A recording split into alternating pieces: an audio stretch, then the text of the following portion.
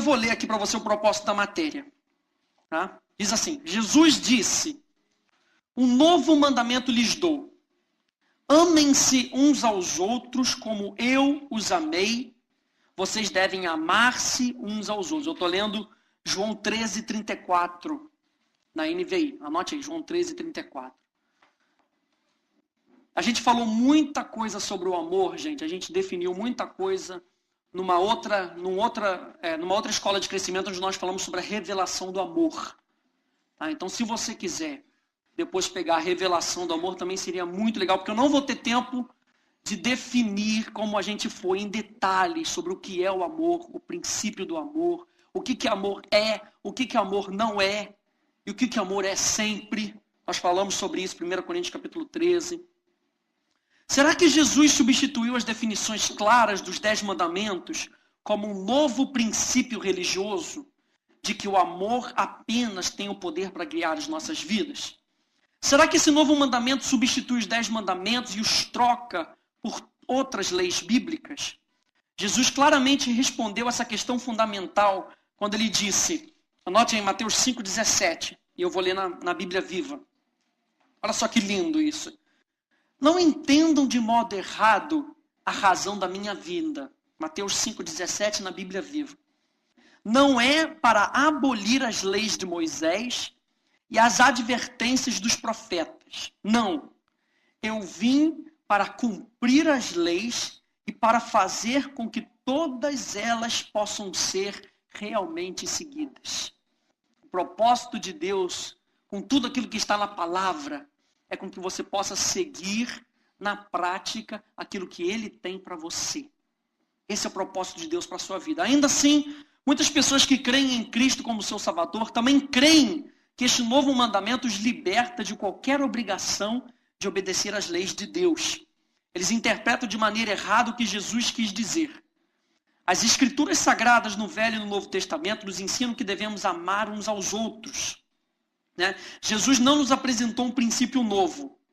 Este princípio já estava na Bíblia e era parte fundamental da instrução de Deus para Israel. Então, como então entender os 10 mandamentos à luz do novo mandamento para que o possamos praticar?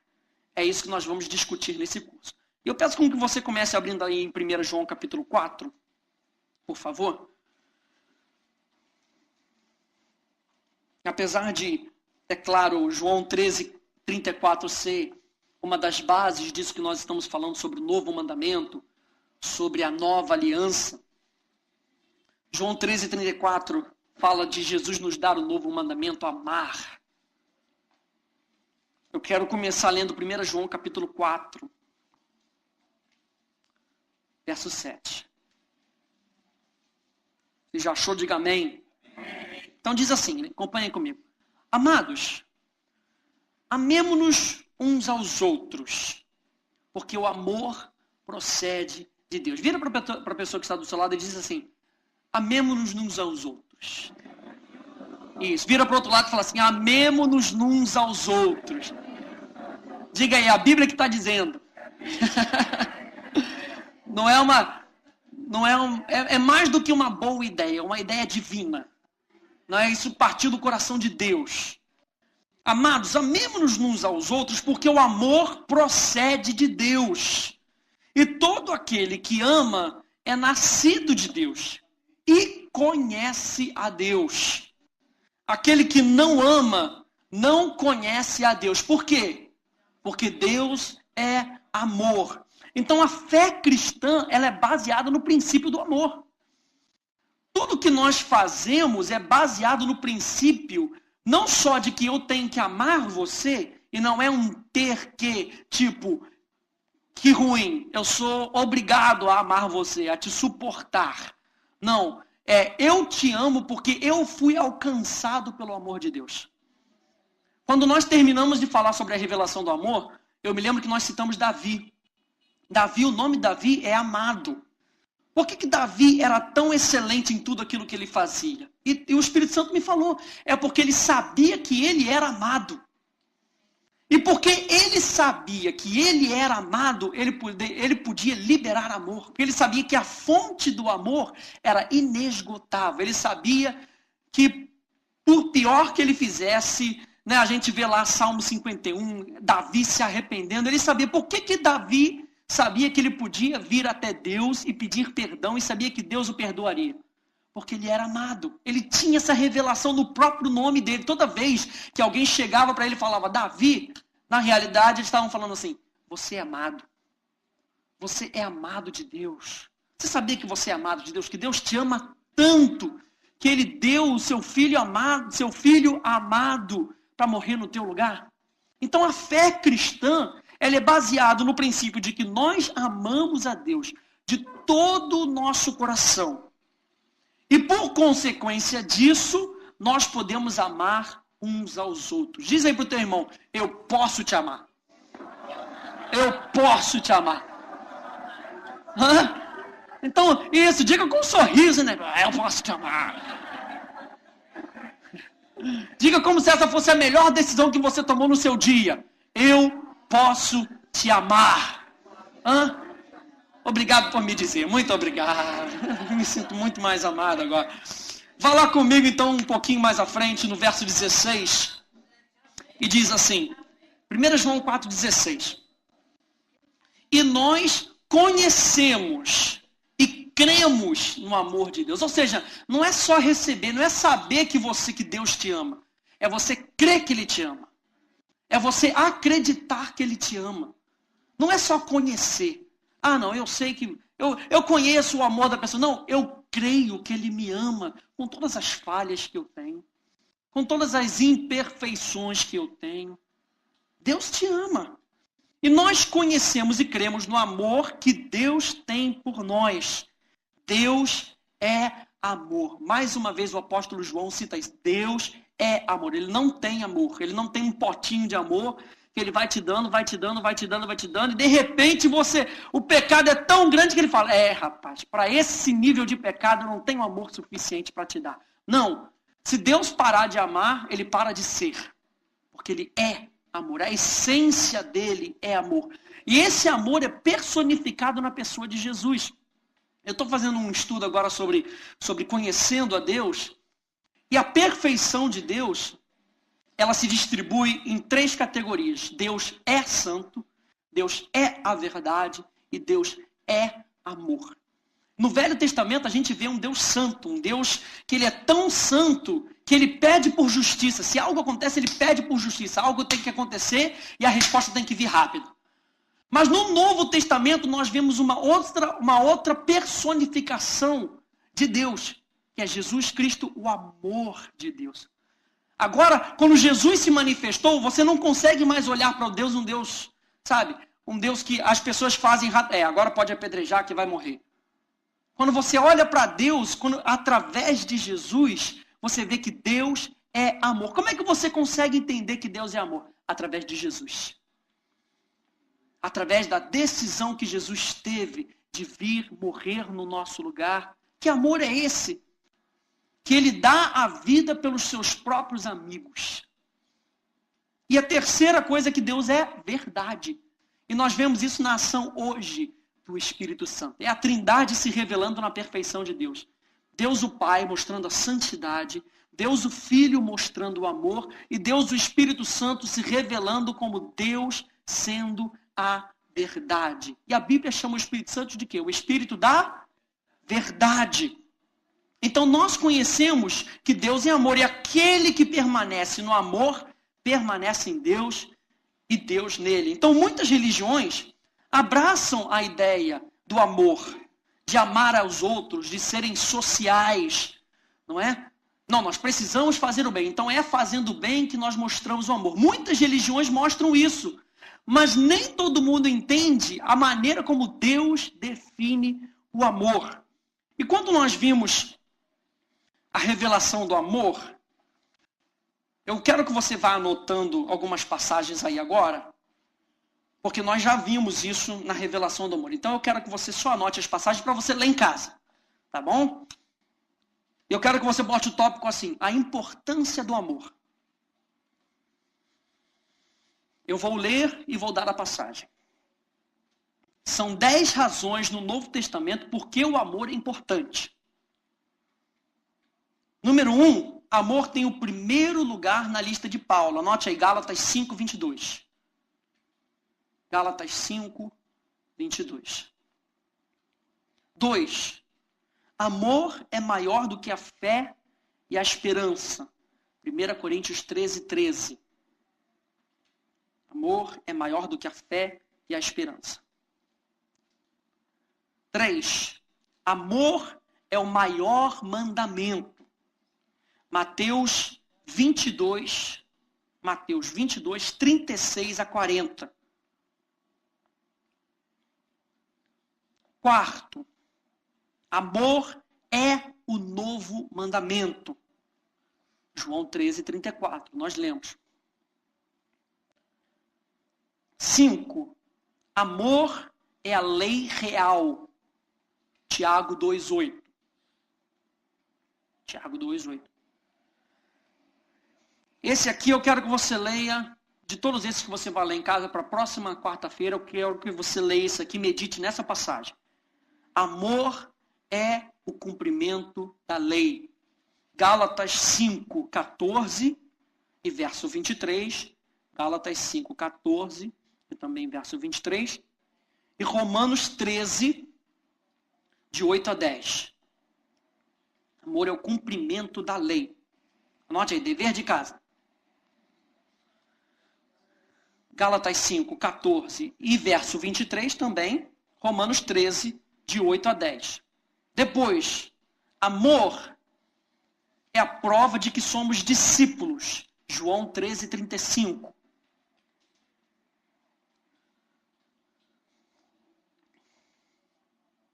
Outro, amor é a evidência da nova vida.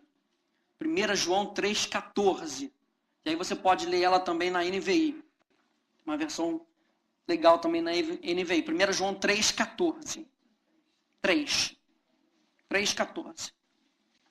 Nono, amor é o nosso fundamento e raiz. Efésios 3:17. Amor é o nosso fundamento e raiz. Efésios 3:17. E as últimas duas passagens, amor é colocado acima de todas as coisas, com o que devemos nos revestir. 1 Pedro 4:8.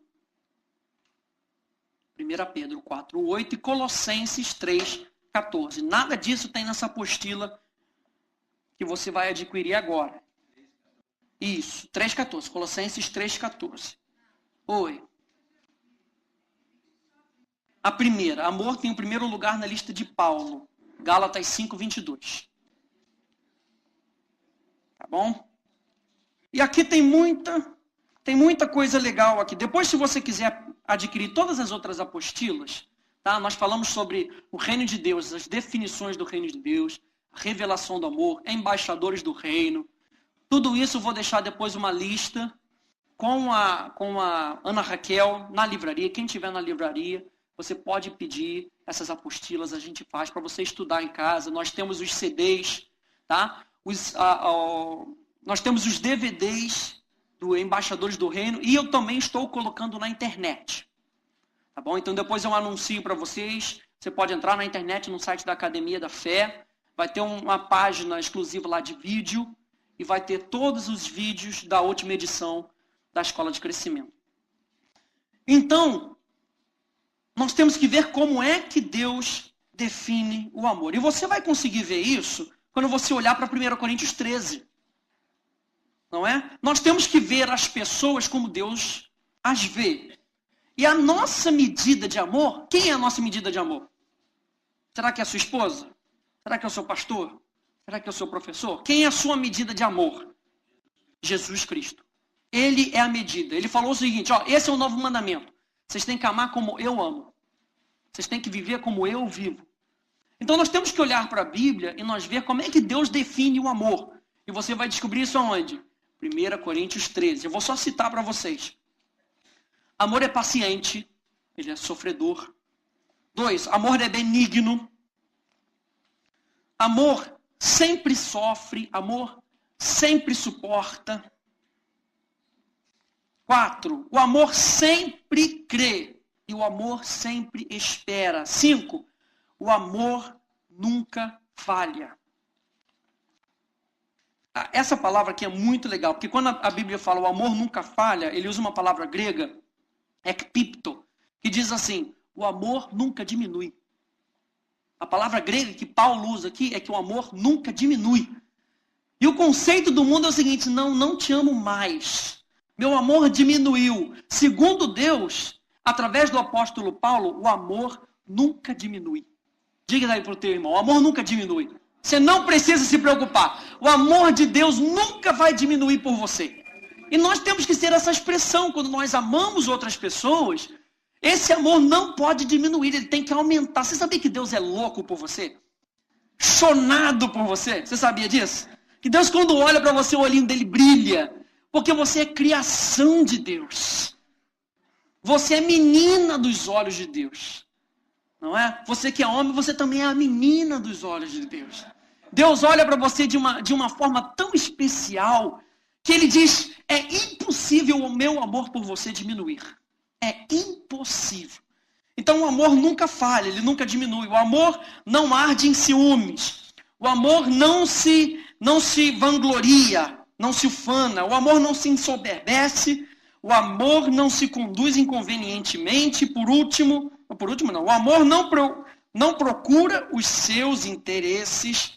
O amor não se exaspera, não se ressente do mal e não se alegra com a injustiça. E esse é o propósito, gente, da gente entender a lei de Deus. Porque a lei de Deus é uma coisa muito importante que você tem que entender. É que a lei de Deus, ela sempre vai trazer definição para que a gente possa entender alguma coisa. Deus, ele nunca vai falar nada com o propósito de somente falar. Você conhece provavelmente muita gente que fala, e no final não fala nada. Não, exatamente. Então, quando Deus fala alguma coisa, ele fala com sentido, com propósito, para gerar algo na sua vida. Quantos aí já ouviram Deus falar? Você já ouviu Deus falar? O que mudou na sua vida?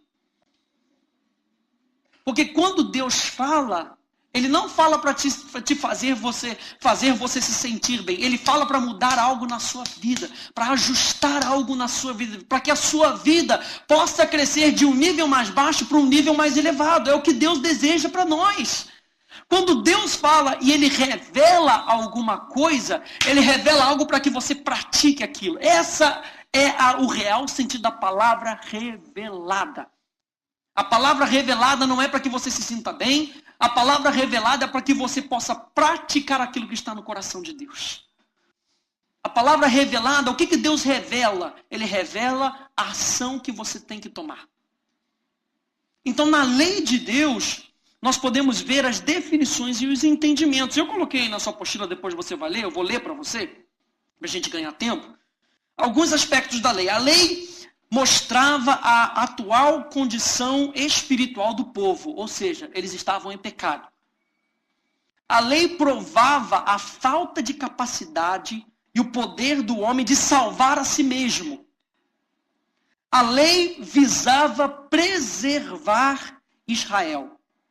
A lei era a sombra de Cristo, a lei foi perfeitamente cumprida por Cristo, e um fato interessante é que se você voltar um pouquinho no tempo, você vai ver que Israel não tinha uma identidade. Pensa só comigo. Antes do povo ser liberto do Egito, onde é que eles estavam? No Egito. Escravos, cativos. Por vários anos. Eles já tinham perdido a identidade de que eles eram filhos de Deus. Identidade de liberdade, identidade de que eles tinham direitos, identidade de que eles podiam gozar da vida, que eles podiam aproveitar da vida. Era só trabalho. Tinham que produzir. Então Deus vem e na sua misericórdia liberta o povo. Mas agora o que o povo vai fazer? Não tinha uma identidade, não sabia se comportar. Então Deus vem e para preservar aquele povo, ele dá a lei. Então a lei servia como um conjunto de códigos que fariam daquele povo, mais uma vez, uma nação e uma família. A lei, mais uma vez, faria daqueles homens, daquelas mulheres, uma nação e uma família. Pedro nos diz que nós somos nação santa, povo de propriedade exclusiva de Deus. Como é que eu vou me relacionar com Deus e como é que eu vou me relacionar com os outros através da ótica de Deus? Deus introduz o quê? A lei. Então, o propósito final da lei era de nos ensinar a aplicar os dois grandes princípios de amar a Deus e amar aos outros. Eu quero agora que você abra lá comigo em Mateus, por favor. Mateus capítulo 22.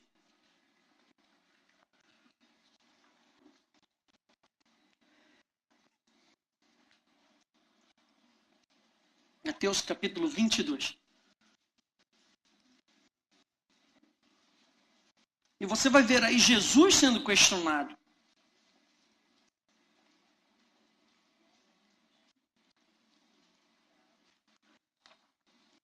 Mateus capítulo 22, verso 35 até o 40, diz assim: E um deles, intérprete da lei, experimentando-o, lhe perguntou: Mestre, qual é o grande mandamento da lei? Respondeu-lhe Jesus: Amarás ao Senhor teu Deus de todo o teu coração, de toda a tua alma e de todo o teu entendimento. Esse é o grande e primeiro mandamento. O segundo, semelhante a este, é: amarás o teu próximo como a ti mesmo. Destes dois mandamentos dependem toda a lei e os profetas. Levítico 19:18 vai dizer assim: Não te vingarás, nem guardarás ira contra os filhos do teu povo, mas amarás o teu próximo como a ti mesmo. Eu sou o Senhor. Deuteronômio 10:12. Agora, pois, ó Israel, que é que o Senhor requer de ti? Não é que temas o Senhor teu Deus e andes em todos os seus caminhos, e o ames e sirvas ao Senhor teu Deus de todo o teu coração, de toda a tua alma. Não é isso que o Senhor requer de você? Então, por todo o Velho Testamento, você vai ver a essência do amor se exalando em tudo aquilo que Deus faz, em tudo aquilo que Deus diz. Nós dissemos que o amor, ele é fundamento e ele é raiz de tudo aquilo que nós fazemos. E quando nós olhamos para Deus, nós vamos ver que tudo aquilo que Deus faz, a essência é o amor. Então nós vamos ver em Gênesis, nós vamos ver em Números, em Levíticos, em Êxodo, em Deuteronômio, um Deus que, apesar de ser santo, ele é amor. E ele não pode negar-se a si mesmo. Abra lá comigo em Romanos capítulo 13. A gente tem muito versículo para ler. Não tem nada melhor do que deixar a Bíblia explicar a si mesmo. E cada mandamento de Deus é para o nosso próprio bem. A lei, apesar dela mostrar para o homem o quão pecador o homem era, o propósito final da lei era proteger o homem. Era proteger a essência de Deus no homem. Então, cada mandamento é para o nosso próprio bem. Então, obedecer os mandamentos e praticar o amor para Deus estão totalmente ligados. Vou repetir. Obedecer os mandamentos e praticar o amor para Deus estão totalmente ligados. Veja aí, Romanos 13:9. Pois isto: não adulterarás, não matarás, não furtarás, não cobiçarás. E se há qualquer outro mandamento, tudo nessa palavra se resume. No quê? Você já chegou aí em Romanos 13:9? Tudo nessa palavra se resume. O quê? Leia comigo. Amarás o teu próximo como a ti mesmo. Olha só a essência de Deus. Olha só como é que Deus pensa. O que a gente está vendo aqui nessa introdução? Como Deus pensa. O que é valioso para Deus. Por que a lei de Deus ela é tão valiosa? Porque ela se resume em amar a Deus e amar ao próximo. Amar a Deus e exemplificar esse amor para o próximo. Amar a Deus e espelhar o amor de Deus para o próximo. Você não precisa ser evangelista nato para amar o próximo, para amar o perdido. Nós falamos isso quando nós falamos sobre nós sermos embaixadores, sobre Caim virar para Deus e falar, sou eu responsável pelo meu irmão? Sou eu que tenho que ficar cuidando do meu irmão? E a palavra ali como responsável fala de você cuidar do próximo. Já Caim já indagava, ele estava tão na consciência do pecado que ele não conseguia ver a responsabilidade que ele tinha de cuidar do seu irmão. Será que você consegue entender isso nessa noite? Que você é um espelho do amor de Deus? Será que você consegue? Olha para o teu irmão, vê se ele tem a cara do espelho de Deus. Vê aí. Ou se ele tem cara do espelho de Deus com sono. Ou cansado. Ou se ele nem liga do que se você olha para a cara dele ou não. Nós somos a essência de Deus na terra. Nós somos representantes de Deus na terra. Se você não consegue olhar para o seu irmão com os olhos do amor, tem alguma coisa errada na sua essência. Alguma coisa está faltando dentro de você que não está deixando fluir o amor de Deus. 2 João 1,6. Abra lá comigo.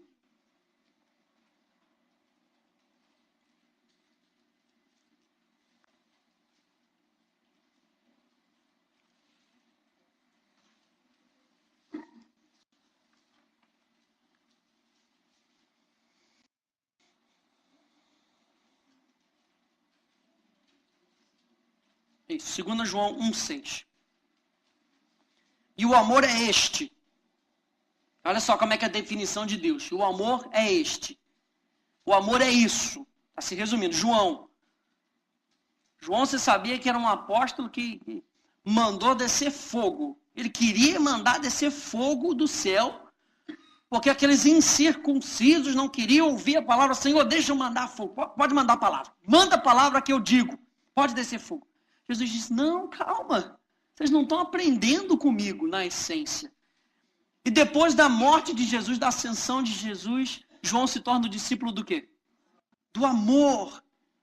E aqui ele define muito bem o que é o amor. E o amor é isso. É isso. Que andemos segundo os seus mandamentos. Não adianta você dizer que você ama a Deus se você não obedece aos mandamentos de Deus, aquilo que Deus fala. Não é só mandamento da palavra, é aquilo que o Espírito Santo fala com você no seu espírito. É aquela ordem, é aquilo, olha, pega esse dinheiro, dá para o teu irmão. Vai na casa do teu irmão. É saber ouvir a voz do Espírito Santo. Isso também é um mandamento. E o amor é isso, que andemos segundo os seus mandamentos. Esse mandamento, como ouviste desde o princípio, é que andeis nesse amor.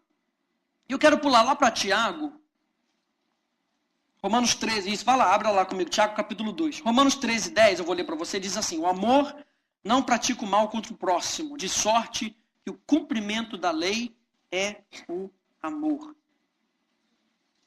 Tiago 2, 8 a 11.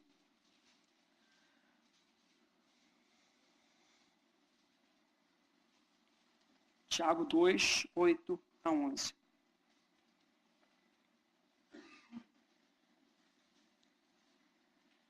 Se vós, contudo, observais a lei régia segundo a Escritura, amarás o teu próximo como a ti mesmo, fazeis bem. Se, todavia, fazeis acepção de pessoas, cometeis o quê? Pecado. Então, o pecado a gente comete não é só contra Deus, não. É contra o nosso irmão também. Quando nós dizemos, você não é digno do amor que eu tenho dentro de mim. Acepção de pessoas. Quando eu escolho amar um e escolho não amar o outro. Acepção de pessoas. Pecado. O que é pecado? Se você for ver, tanto no hebraico quanto no grego, eles trazem a mesma essência. É uma ofensa. Okay? Se você quer anotar, nos dois, fala de uma ofensa.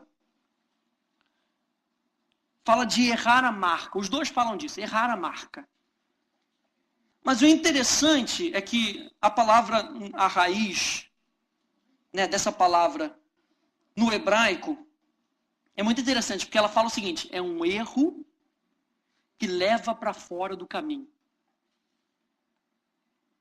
Erro que leva para fora do caminho. E já no grego, hamartia, fala de errar a marca, errar um alvo, e por isso não ter parte com o prêmio. Não é só errar a marca. É você errar a marca de tal maneira que você não ganha o prêmio. E o que o apóstolo Paulo fala? Que nós temos que correr a carreira para quê? Para obter o prêmio. E qual é o nosso prêmio maior? Qual é o nosso prêmio maior? Será que o nosso prêmio maior é uma casa no céu?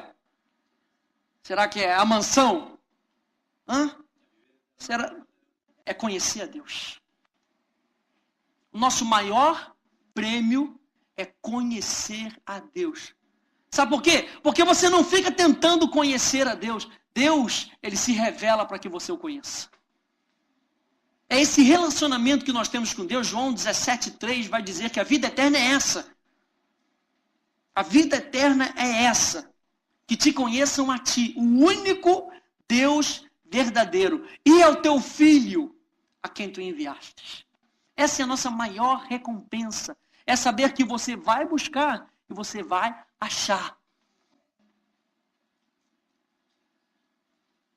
Nós aqui na frente, nós somos apenas veículos. E nós usamos palavras, e palavras são limitadas, gente. Palavras são limitadas. Por isso que eu sempre peço para você, ouça a voz do Espírito enquanto alguém está ministrando. Tente ir além das palavras. Não sei se você tem essa disciplina de ir além das palavras, de buscar a essência daquilo que está sendo ministrado. Porque, na realidade, quem está falando com você aí é o Espírito Santo. Você pode achar essa matéria mais chata, o professor, o pregador, o pastor, o mais chato. E aí, a voz que é veículo do Espírito não consegue te alcançar. E aí, sabe o que acontece? Vem outras vozes. A Bíblia diz que nesse mundo há várias vozes. Então, se você não se disciplinar a ouvir a voz do Espírito, as outras vozes vão falar. E vão chamar a tua atenção. Eu sei que muitas vezes as pessoas estão cansadas, trabalharam o dia inteiro. É uma disciplina. É uma disciplina. Nós ouvirmos a voz do Espírito Santo é uma disciplina. Então, o que é pecado? 1 João 3,4 vai dizer que o pecado é a transgressão da lei. 1 João 3,4 é a transgressão da lei. E 1 João 3 vai nos dizer a consequência de uma vida que erra o alvo, de uma vida que vive fora do caminho. O pecado me afasta da manifestação verdadeira da natureza de Deus. Será que você pode repetir isso comigo? O pecado me afasta da manifestação verdadeira da natureza de Deus. E Deus é o quê? Amor. Então, toda vez que nós andamos em pecado, nós estamos nos afastando da verdadeira natureza de Deus, que é o amor. Vou ler aqui para você, 1 João 3, 9, na NVI diz assim: todo aquele que é nascido de Deus não pratica o pecado, porque a semente de Deus permanece nele. Ele não pode estar no pecado. De novo, ele não pode estar no pecado. Diga comigo, ele não pode estar no pecado. Eu estou lendo esse livro aqui, que é um livro de teologia sistemática, muito bom. E ele aponta aqui, falando sobre o pecado, algo que Martinho Lutero, falou. E ele fala o seguinte: Lutero nunca negou que o livre-arbítrio mantém seu poder em assuntos que não se relacionam com a salvação. Ele destacou que mesmo uma vontade escravizada mantém algum poder de escolha. Ele está falando aqui da essência de uma pessoa que peca.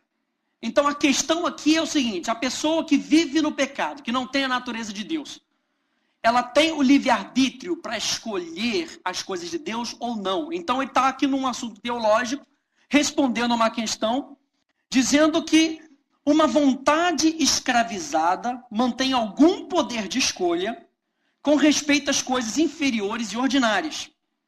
A vontade é escrava do pecado. A pessoa que não nasceu de novo. Ele está falando de uma pessoa que não nasceu de novo. A vontade é escrava do pecado. E não pode escolher o bem e a Deus apenas com respeito àquilo que é superior.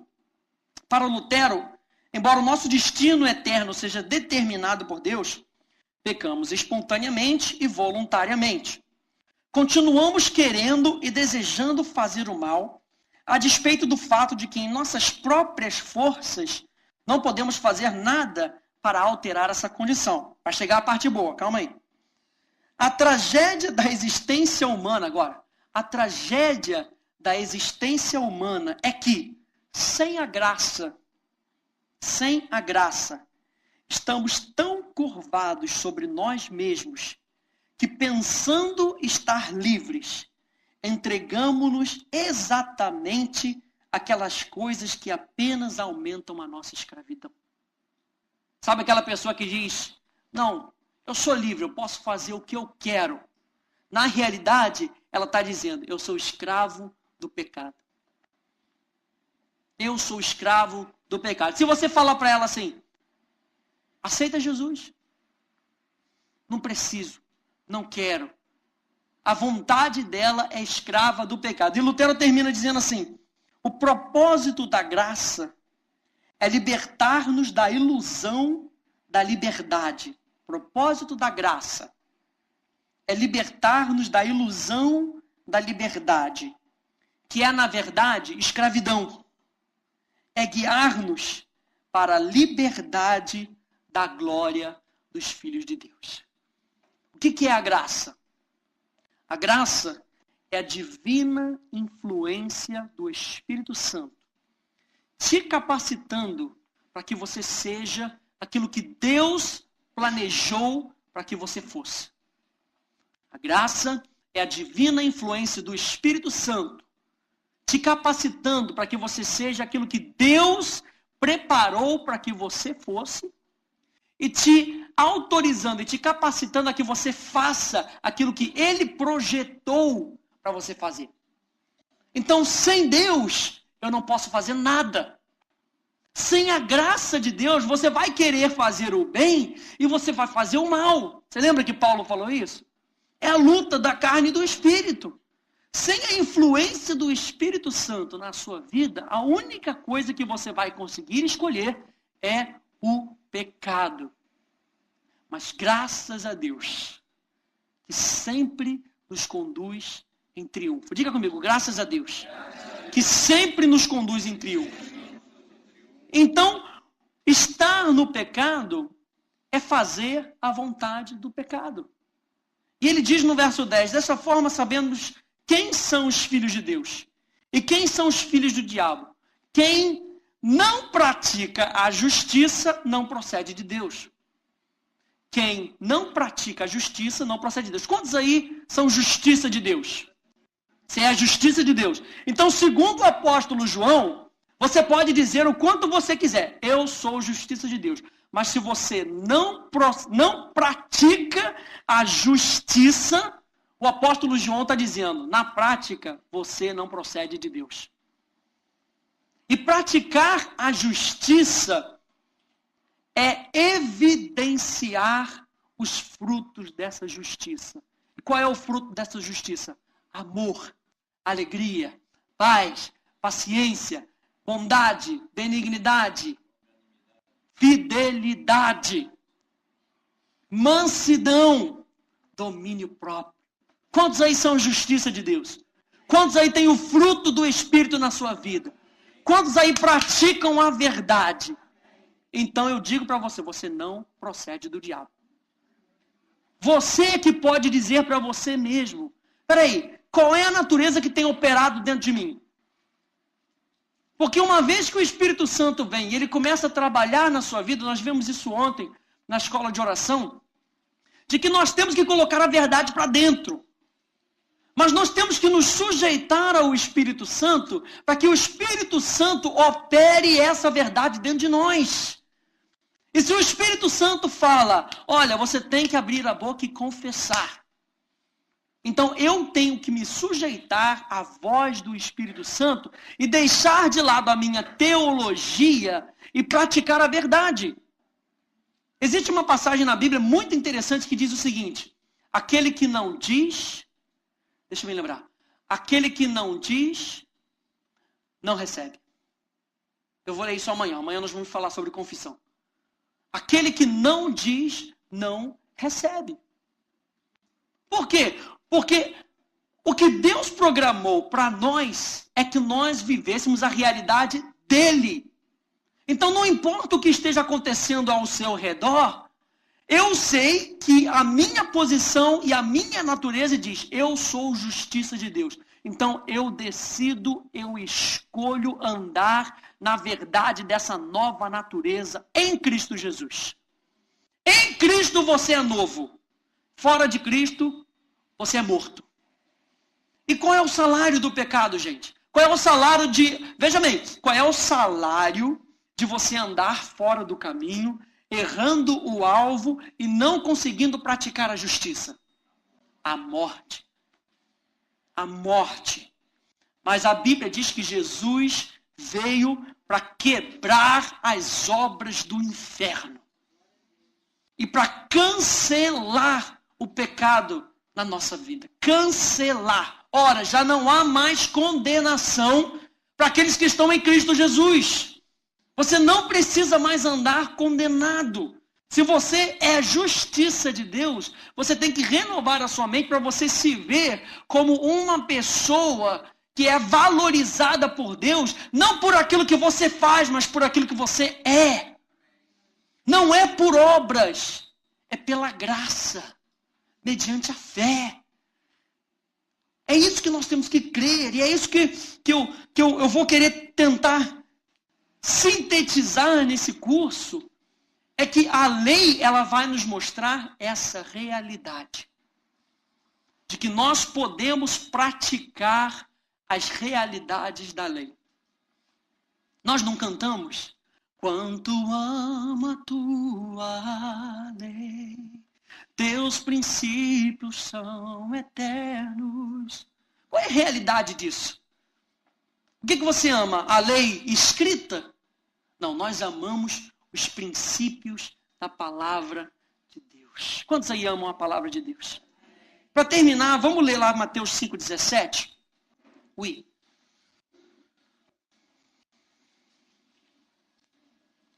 Mateus 5,17.